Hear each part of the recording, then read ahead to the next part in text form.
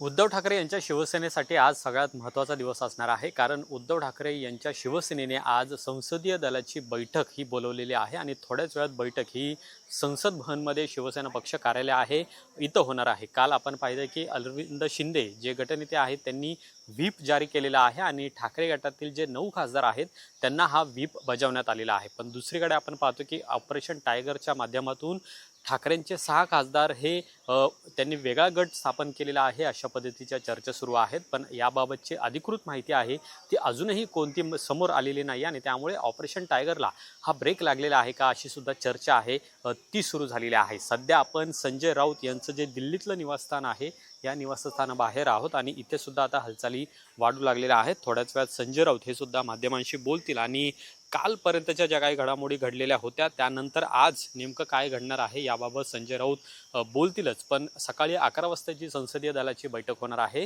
त्या बैठकीला हे 6 खासदार ज्यांची नावं चर्चेमध्ये आहेत, जे एकनाथ शिंदे यांच्या शिवसेनेमध्ये प्रवेश करणार आहेत, ते खासदार खरंच उपस्थित राहतील का हे सुद्धा पाहणं महत्त्वाचं असेल.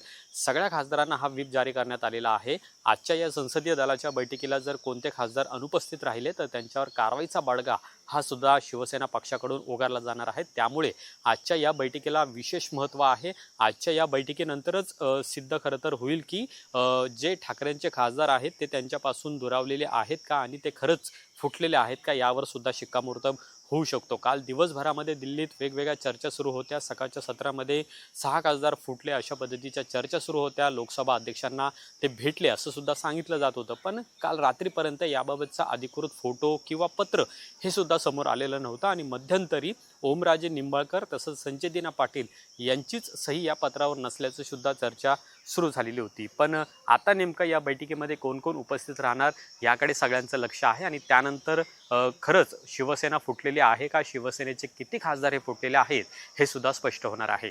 कॅमेरामन रोहित वनकटेसह अमोल धर्माधिकारी, LS मराठी, दिल्ली.